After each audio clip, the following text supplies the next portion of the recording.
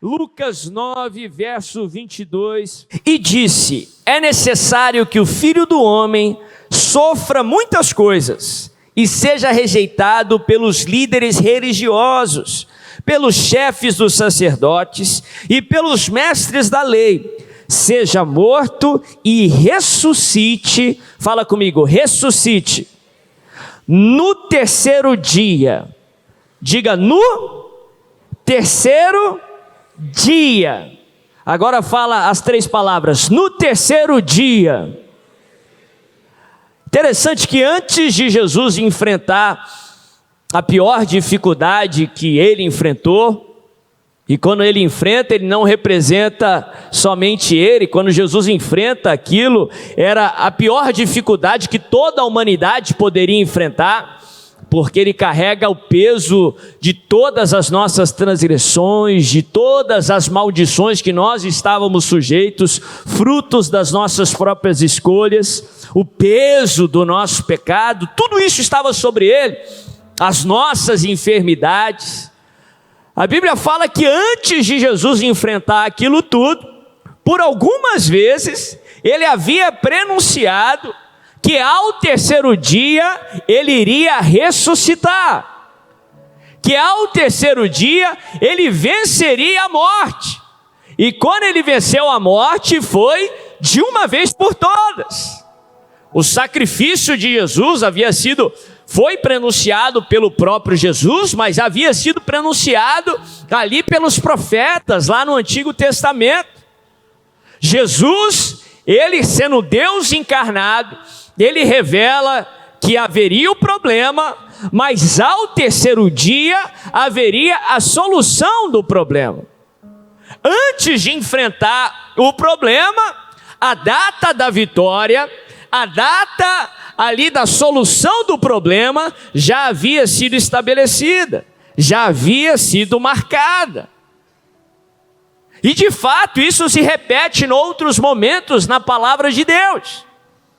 A Bíblia fala que algumas centenas de anos antes de Moisés ir ali para o Egito, antes do povo de Israel se tornar escravo ali no Egito, antes de Jacó ir para o Egito em primeiro lugar, através do seu filho José, Deus havia prenunciado ali para o patriarca Abraão que o povo de Israel iria para o Egito, de fato iria passar por aquela aflição, por alguns anos, não poucos, foram 400 anos, e de fato Deus falou isso para Abraão, que da sua descendência, os seus descendentes iriam para uma terra estrangeira, ficariam ali 400 anos, e depois eles sairiam dali com muitas propriedades, com mais do que aquilo que eles tinham antes de entrar ali no problema. Antes dele entrar no problema, antes do povo entrar no problema, Deus já havia marcado a data da saída, Deus já havia marcado a data da vitória. Isso é uma promessa para todos aqueles que servem ao Senhor, para todos aqueles que são filhos do Senhor.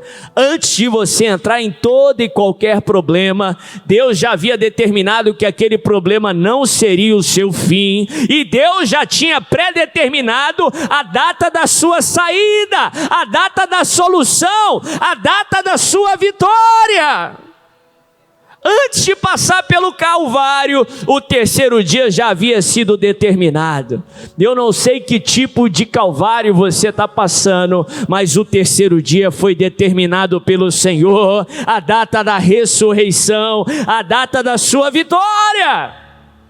Para você chegar no terceiro dia é só questão de tempo. Para você chegar na sua cura, para você chegar no seu milagre, para você chegar na sua vitória, é só questão de tempo, em nome de Jesus. Por algumas vezes o Senhor, ele disse que o Filho do Homem deveria ser entregue. Algumas promessas que só seriam cumpridas através daquele tipo de morte.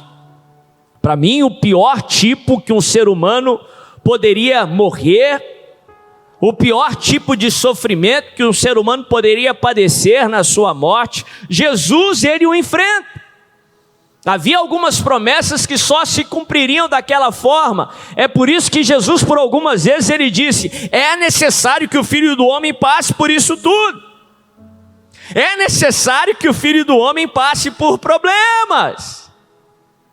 O Filho do Homem, aquele que era o próprio Deus que havia sido feito carne, aquele que não veio só para nos redimir e nos salvar, mas veio também para nos revelar o Pai, mas veio também para nos dar o exemplo de como a vida aqui na terra deve ser vivida. A melhor vida, ou a melhor maneira de se viver, Jesus, ele nos ensina a viver. Jesus, ele vive aqui na terra pelos seus 33 anos que ele passou por aqui como Deus encarnado. E a Bíblia fala, e Jesus mesmo, ele diz, que o Deus encarnado deveria passar por problemas, que era necessário que ele fosse entregue, que ele fosse injustamente acusado, que ele sofresse, que ele morresse e depois ele ressuscitaria. Porque a vida terrena, a vida aqui na terra é uma vida com problemas, é uma vida de problemas. Quanto mais cedo você entender isso, mais você vai poder viver o propósito do Senhor na sua vida.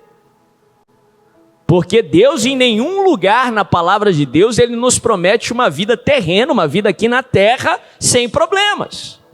Muito pelo contrário. Todos os grandes homens e mulheres da Bíblia passaram por muitos problemas. A maior parte deles passaram por problemas piores do que os problemas que enfrentamos hoje. Em momentos com mais desafios do que os momentos que estamos vivendo hoje. Jesus, ele nos prometeu que no mundo nós teríamos aflições. Eu costumo falar que um coração frustrado é fruto de uma expectativa errada, ou de expectativas erradas. O inimigo vai fazer de tudo para que você tenha as expectativas erradas diante desse mundo, que você tenha as expectativas erradas diante de outras pessoas e principalmente diante de Deus, porque o inimigo quer que você se frustre. É por isso que nós temos aí a religião por muitas vezes pregando que o que Deus tem para nós é uma vida sem problemas. Mas em nenhum momento na palavra de Deus, Deus nos promete uma vida sem problemas. Teremos ausência de problemas, ou nós não experimentaremos a consequência do pecado só na eternidade, depois que vermos aqui na terra novos céus e nova terra. Mas até lá vamos enfrentar problemas. Jesus disse: no mundo tereis o quê? Aflições. Ele não promete ausência de problema, mas tem algo que ele nos promete. Ele nos promete vitória. Fala comigo, vitória. Para todo e qualquer problema, Deus tem promessa para você, Ele te prometeu. A Bíblia fala isso de diversas formas. Romanos 8:37. Em todas as coisas, porém, somos mais do que vencedores por meio daquele que nos amou. Lá em 2 Coríntios, Paulo diz assim: mas graças a Deus que sempre nos conduz em triunfo, e por meio de nós exala a fragrância do seu conhecimento. Mas graças a Deus que sempre nos conduz vitoriosamente em Cristo Jesus, e por meio de nós exala a fragrância do seu conhecimento. Deus não promete ausência de problemas, mas Ele nos promete vitória em meio aos problemas. Mas Deus não nos promete ausência de problemas, mas Deus nos promete paz em meio aos problemas. Deus não nos promete ausência de tempestade, mas Deus nos promete paz no meio da tempestade. Deus não nos promete ausência de problemas, mas Deus nos promete paz, que excede todo entendimento, paz que o mundo não pode oferecer, paz que só o príncipe da paz pode nos dar. É por isso que podemos viver em abundância. Vida em abundância não é uma vida de mar de rosas, uma vida que não tem problemas, uma vida que não tem decepções, não. Vida em abundância é uma vida vitoriosa em meio aos problemas, em meio às decepções. Vida em abundância é uma vida cheia de paz em meio às tempestades, em meio aos problemas e também às dificuldades. Ele não nos promete ausência de problemas, mas Ele nos promete paz. Paz que só Ele pode nos dar. Mas interessante que a Bíblia nos ensina que para que nós possamos experimentar paz, ou a paz que Deus nos prometeu em plenitude, nós precisamos fazer a nossa parte. Jesus diz: permaneçam em mim, e eu. O que a Bíblia diz? A Bíblia fala que para que nós possamos receber aí do Senhor, nós precisamos permanecer nele, permanecermos na sua palavra, precisamos fazer a nossa parte. Eu estava vendo um exemplo muito interessante sobre a paz do Senhor, um exemplo sobre como o barco ou os navios, eles são criados, eles foram projetados, eles foram fabricados, para que eles pudessem enfrentar ali qualquer alteração ou distúrbio que o mar ou o rio ele possa passar, para que eles possam enfrentar, para que eles pudessem enfrentar até tempestades. E como eles foram projetados, eles conseguem, os navios, os barcos, navegarem até em meio às tempestades, com uma certa segurança. Eles só começam, ou eles só podem enfrentar problemas quando as águas ali da tempestade, as águas de fora, começam a entrar para dentro ali daquelas estruturas. Aí que um navio pode naufragar. Se eles conseguem ali proteger ali a estrutura, como esses navios modernos conseguem, raramente a gente escuta sobre um navio naufragando nos últimos anos. Se eles conseguem projetar a estrutura de tal forma que as tempestades de fora não conseguem aí que a água entre dentro da estrutura do navio, o navio vai trafegar ou navegar com segurança. Da mesma forma é em relação ao nosso interior. Salomão ele nos ensina que para que nós possamos viver o propósito do Senhor em nossas vidas, nós precisamos guardar o nosso coração. Provérbios capítulo 4 diz que entre tudo que nós devemos guardar o quê? O nosso coração, porque dele procede as fontes da vida. Como que nós guardamos o coração? Na palavra de Deus, coração, alma na Bíblia são sinônimos de emoções, são sinônimos dos nossos pensamentos, porque os nossos pensamentos determinam as nossas emoções. Como que nós guardamos o nosso coração? Guardando os nossos pensamentos, guardando a nossa mente em Cristo Jesus, levando nossos pensamentos cativos à obediência de Cristo. Como que nós podemos guardar o nosso coração, ou guardar ali o casco do navio, para que as águas das tempestades não entrem dentro do nosso coração, roubando a nossa paz? Guardando a nossa mente.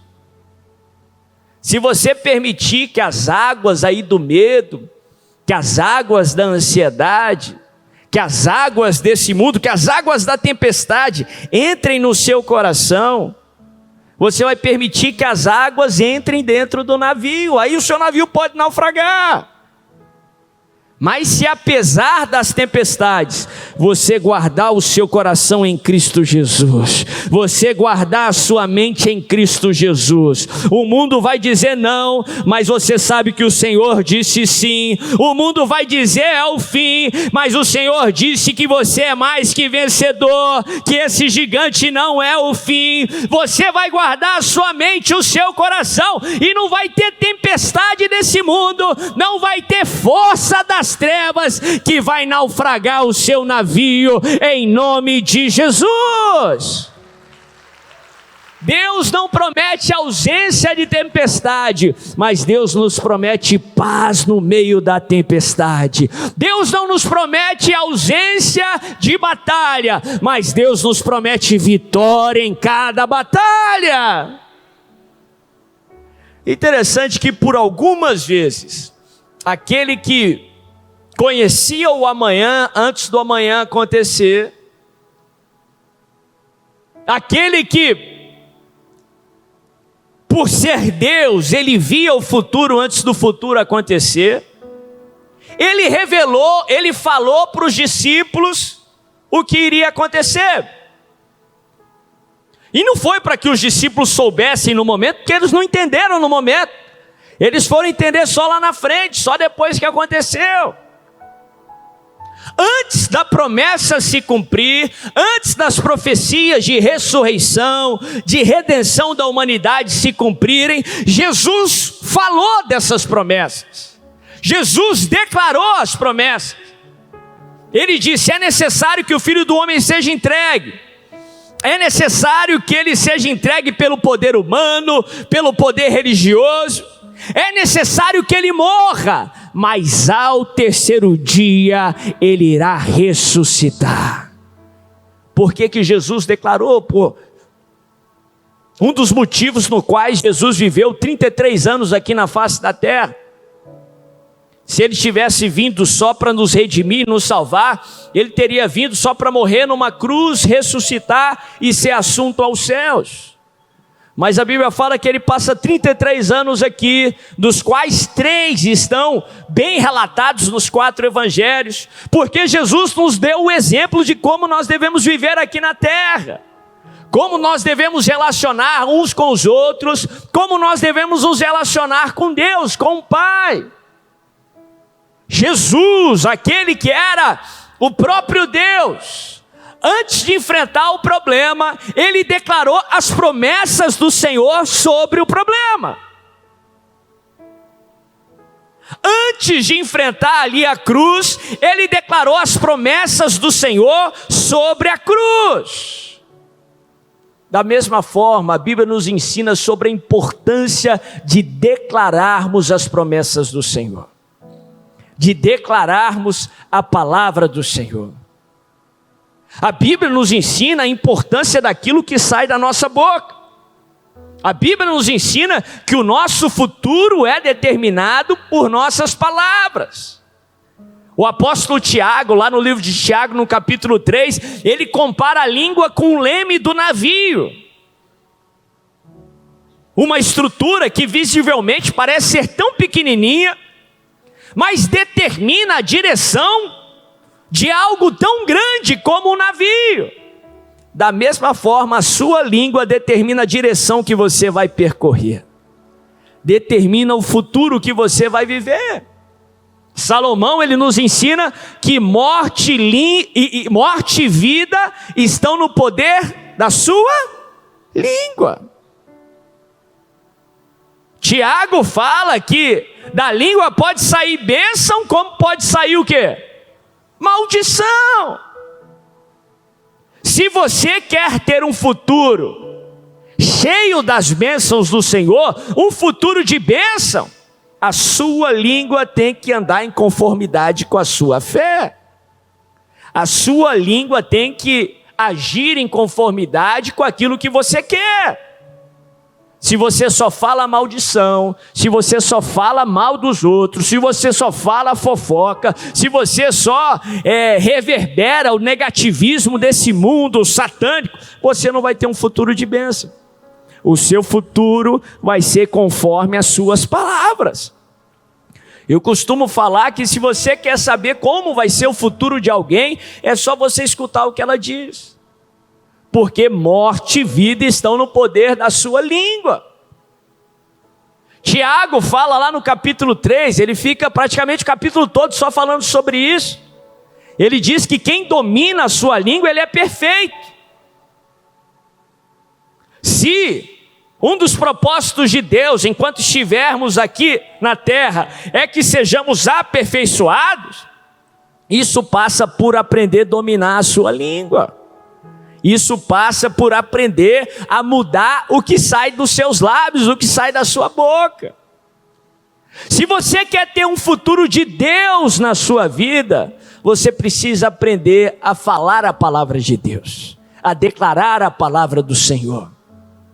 Para isso, logicamente, você precisa conhecer a Bíblia. Em outras palavras, você precisa ler a Bíblia.